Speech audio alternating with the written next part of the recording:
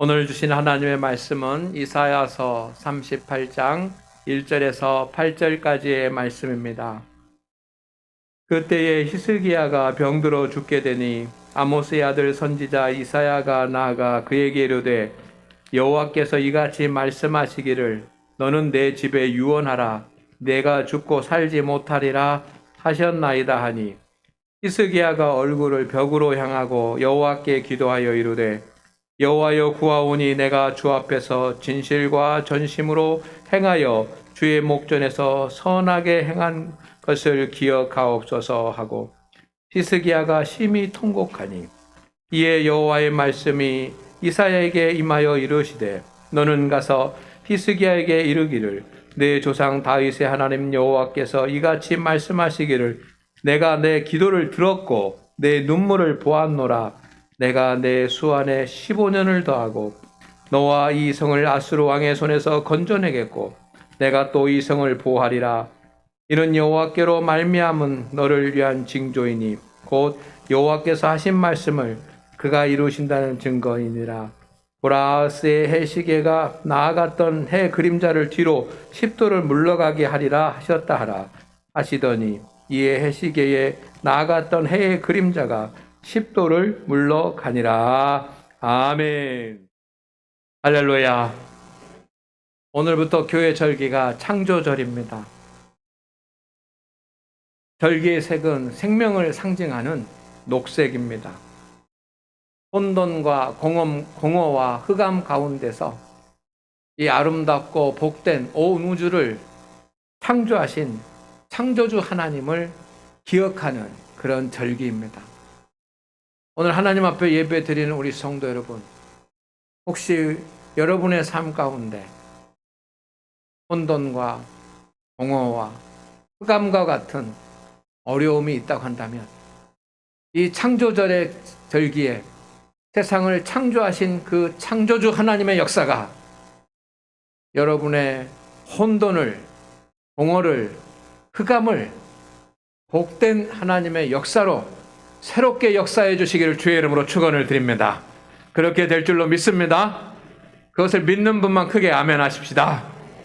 그렇게 될 것입니다.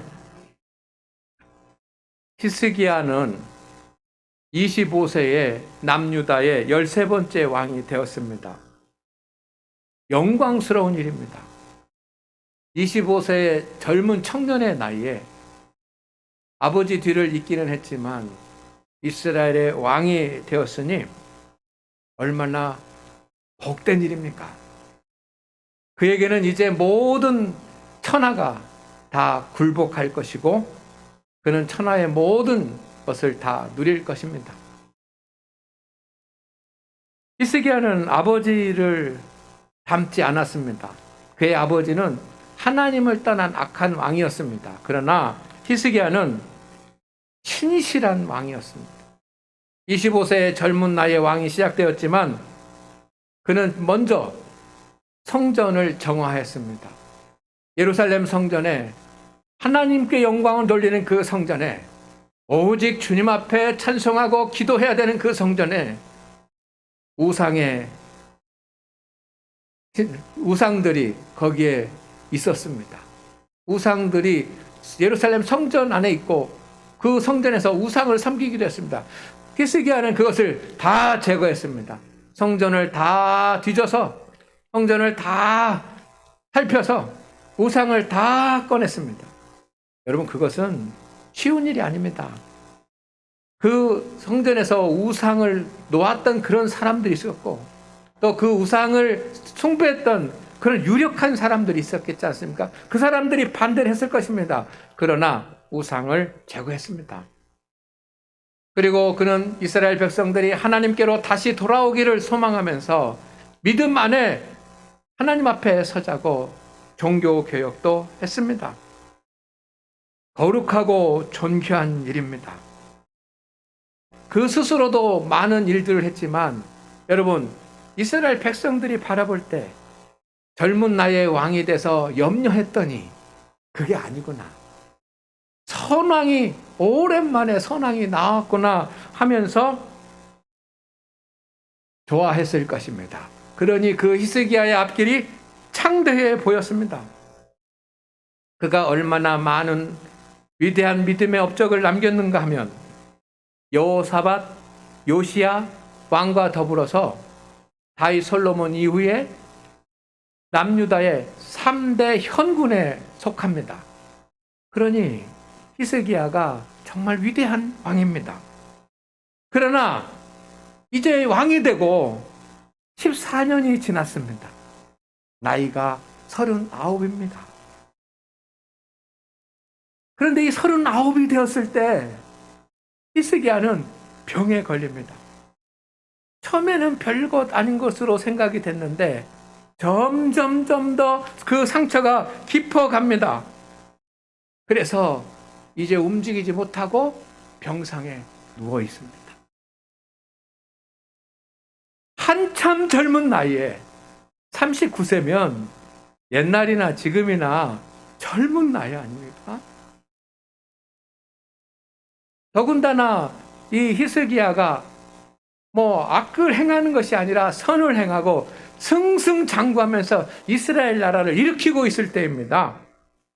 많은 사람들이 히스기야 왕에게 기대하고 있었습니다.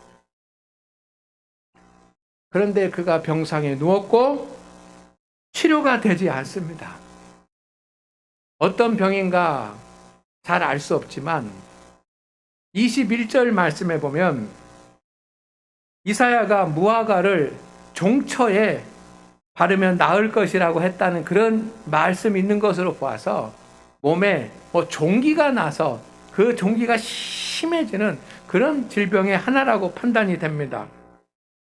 갑자기 생각하지도 않았고 기대하지 않았는데 39살에 그런 질병이 찾아왔습니다.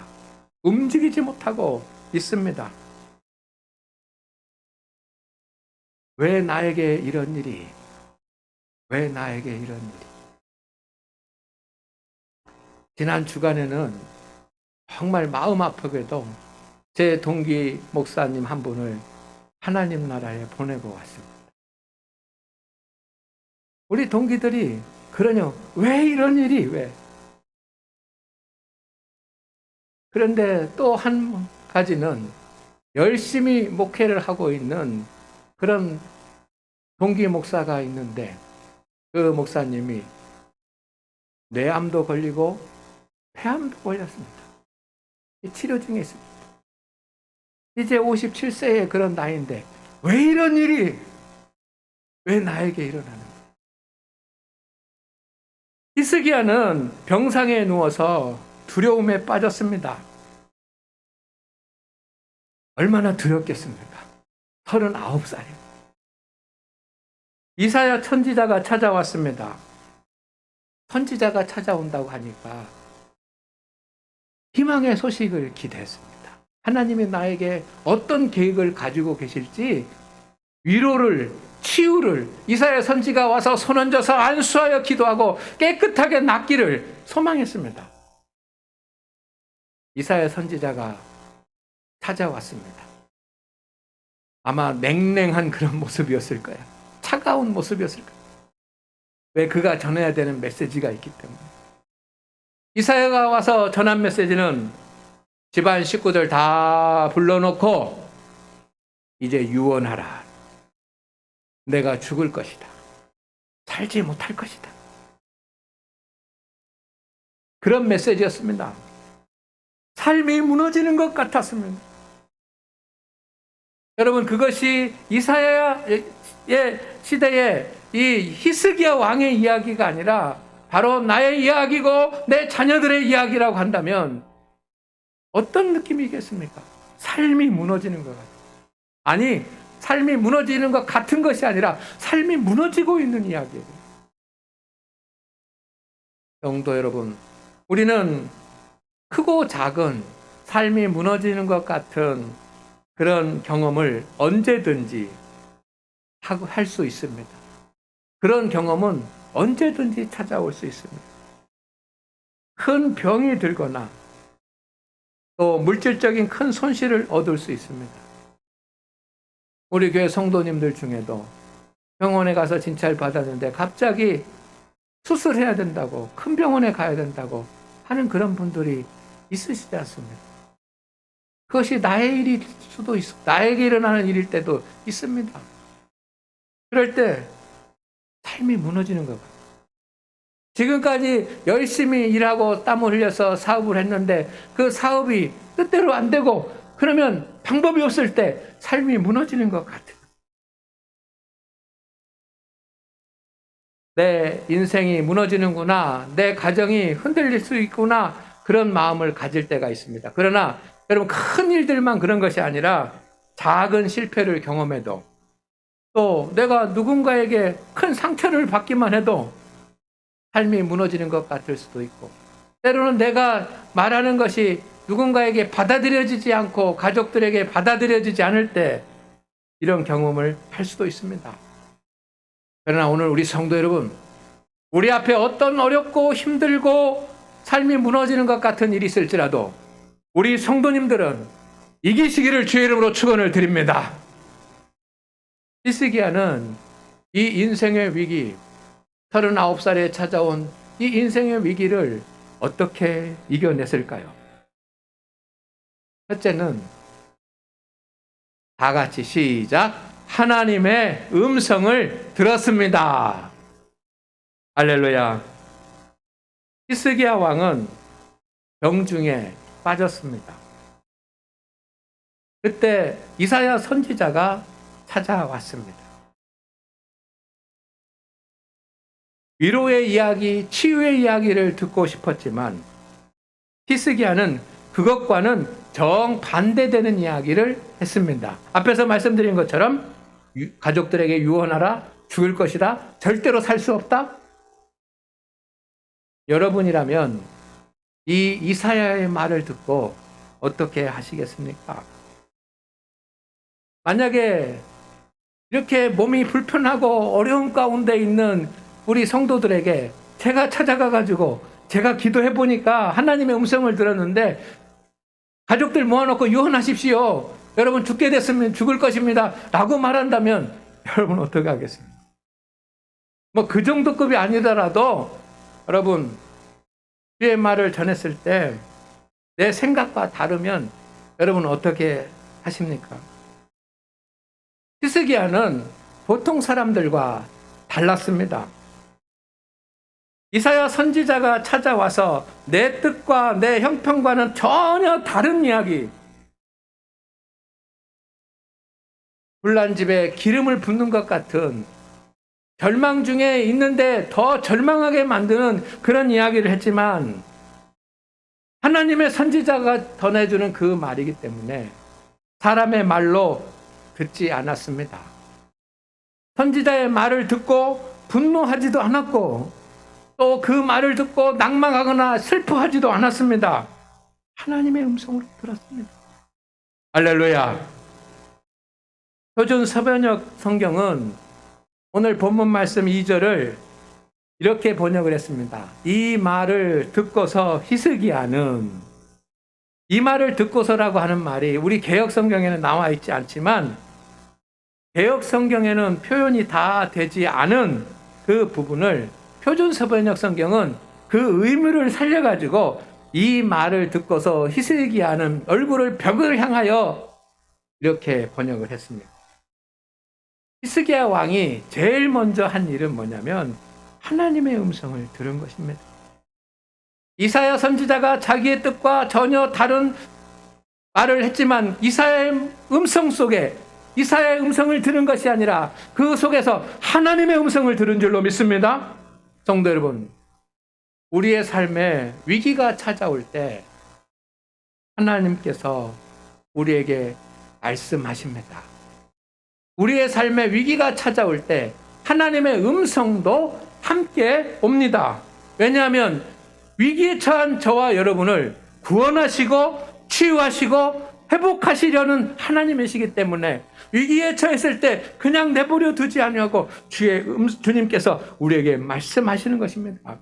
여러분, 누군가가 여러분의 자녀들이 물속에 빠졌다고 한다면 그것을 보고 부모들이 가만히 있겠습니까? 소리를 지르면서 어떻게 하라라고 하지 않겠습니까? 그것처럼 우리가 위기 가운데 빠졌을 때 하나님께서 말씀도 함께 해주시는데, 하나님의 자녀는 무엇보다도 이때 들려주시는 주의 음성을 듣고 순복해야 합니다. 여러분, 이 사실을 꼭 기억하십시오. 내게 위기가 찾아올 때 하나님의 음성도 같이 온다. 이것을 기억하고 주님께서 들려주시는 하나님의 음성에 귀를 기울이시기를 주의 이름으로 축원을 드립니다.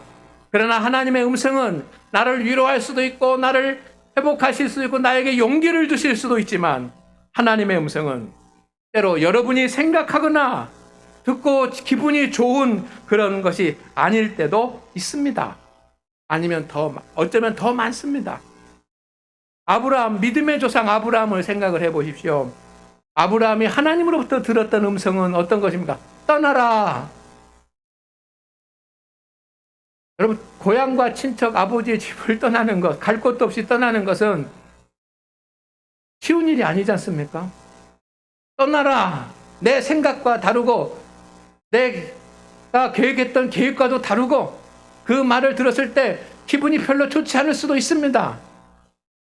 아브라함의 생각과 달랐습니다. 하나님의 음성은. 그러나 아브라함은 하나님의 음성에 순복했습니다.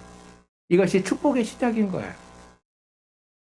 요나는 하나님의 음성을 듣습니다. 느니웨에 가서 하나님의 심판이 임할 것이라고 전해서 그들이 다시 하나님 앞에 돌아올 수 있는 기회를 만들라고 말씀하십니다. 요나의 생각과 달랐습니다. 그래서 요나는 순종해야지만 되는데 요나는 순복하지 않고 거역하지 않습니까? 결국은 가서 전하게 되지만 처음에는 순복하지 않았습니다.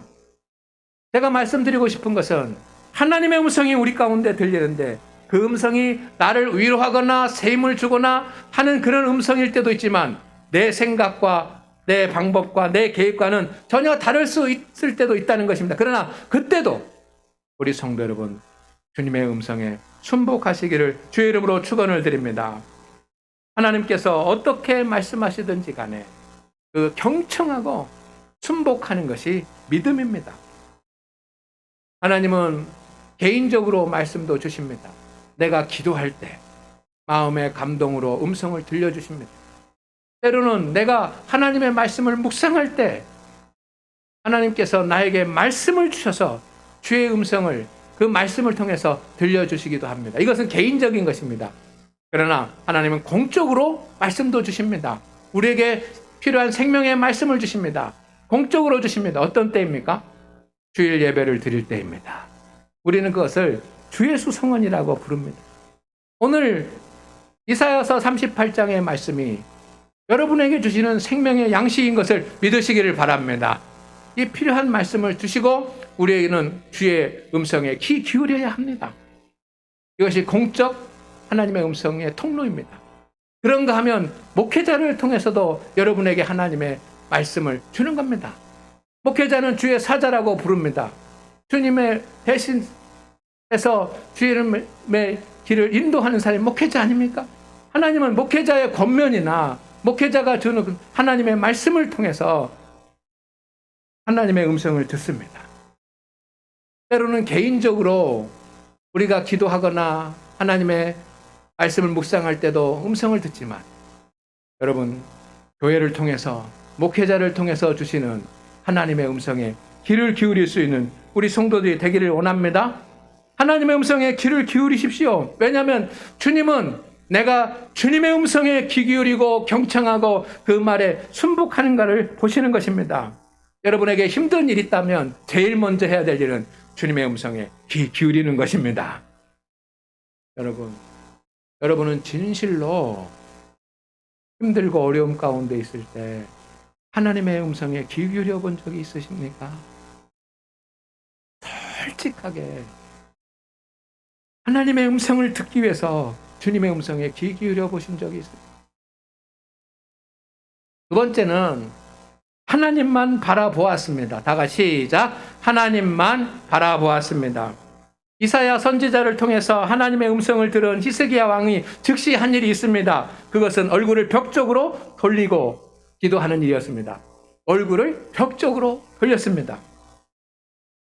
지금까지 히스기야는 얼굴을 벽 쪽으로 돌리지 않았습니다. 사람들을 향하여 얼굴을 돌렸습니다. 그는 사람들 가운데 있었습니다. 최고의 의사들을 바라보고 있었고, 사랑하는 가족들을 염려하는 가족들을 바라보고 있었고, 충성스럽게 염려하는 신하들을 바라보고 있었습니다. 그들의 위로도 받고 있었습니다. 보살핌도 받았습니다.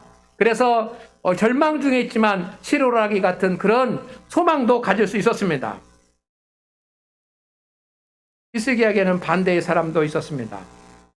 정말 어려움 가운데, 상처 가운데 있는데 오히려 더 큰 상처를 주는 사람도 있었습니다. 히스기야가 왕이 죽으면 이제 누가 왕이 될까, 거기에 더 관심 있는 대적자들도 있었습니다. 사람들을 바라보다가 절망하기도 했습니다. 그러나 이제 얼굴을 사람이 아닌 벽으로 돌렸습니다. 왜? 하나님께서 그렇게 하라고 하신 것은 아니지요. 그런데 왜 히스기야는 얼굴을 벽으로 돌렸을까요?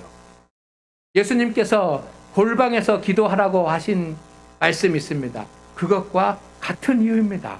오직 하나님에게만 집중하기 위해서입니다.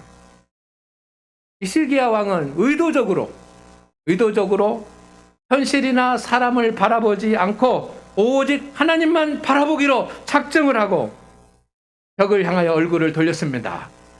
성도 여러분, 여러분에게도 이런 경험이 있습니까?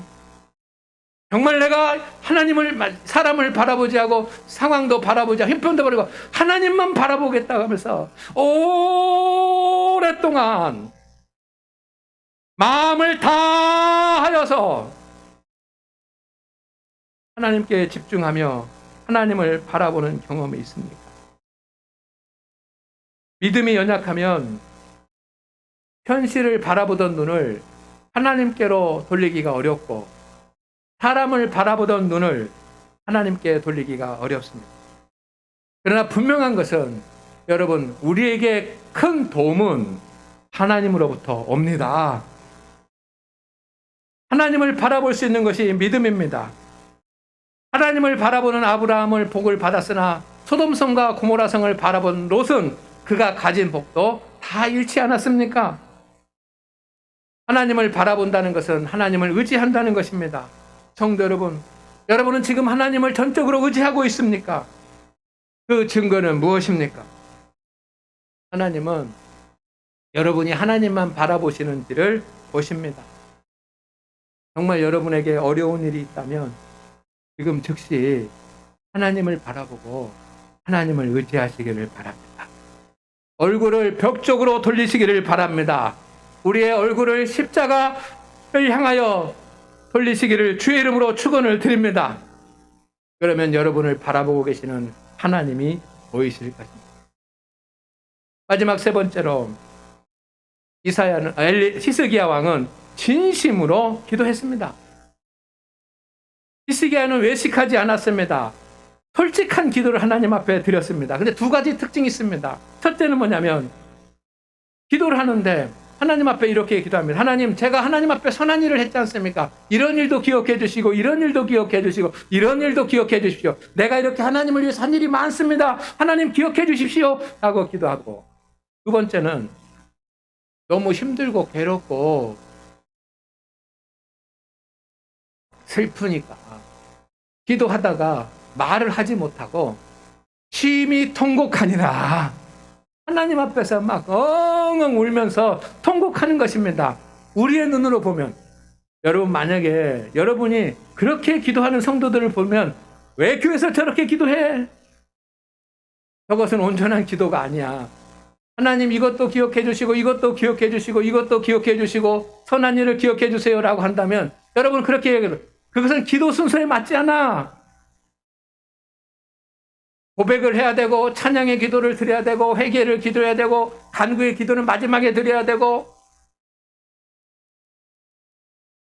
너무 슬퍼서 막 엉엉 주의 전에서 울며 통곡하면서 기도하면 왜 이렇게 교회에서 막 울어? 그러면 안 돼 라고 기도할지 모릅니다. 그렇게 말할지 모릅니다. 우리의 눈으로 보면 그것이 불완전한 기도처럼 보일지 모릅니다. 그러나 성도 여러분, 하나님은 이 기도에 대해서 뭐라고 말씀하시냐면 내가 내 기도를 들었고 내 눈물을 보았노라. 하나님 앞에 드리는 최고의 기도는 진심으로 드리는 기도입니다. 부르짖어 기도하던, 통곡하며 기도하던, 또 묵상으로 기도하던, 작은 소리로 기도하던, 읊조리면서 기도하던, 찬송하며 기도하던, 아니면 눈물을 흘리면서 통곡하든지 간에 진심으로 기도를 드리는 기도가 하나님의 보좌를 움직이는 줄로 믿습니다.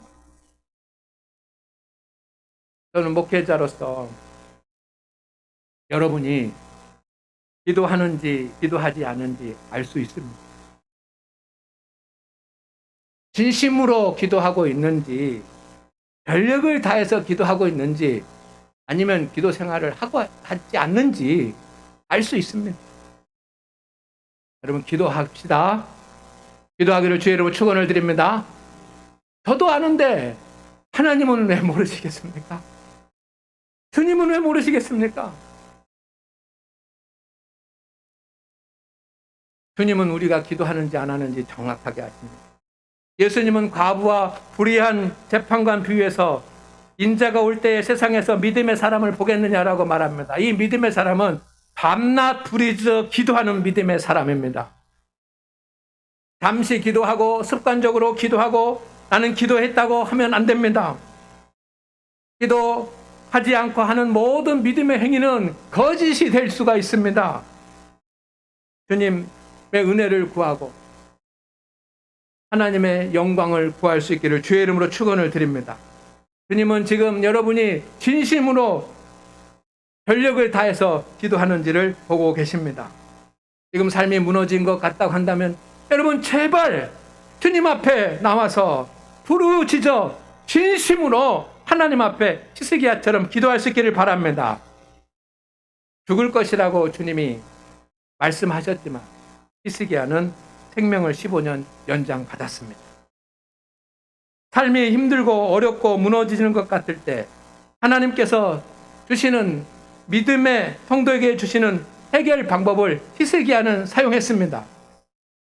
말씀을 마칩니다. 성도 여러분, 우리가 세상의 방법으로는 답을 얻지 못한다고 할지라도 믿음의 방법으로는 하나님의 응답을 받게 될 것입니다. 주여 하나님, 오늘 믿음으로 살아가는 우리 성도들에게 삶이 무너지는 것 같은 그런 어려움이 올 때 주여 성령으로 함께하여 주셔서 우리 성도들을 다시 일으켜 주시옵시고 우리는 하나님의 음성을 듣게 하시고 주님만 바라보게 하시고 진심으로 하나님 앞에 기도하게 하여 주옵소서. 예수님의 이름으로 기도드립니다. 아멘.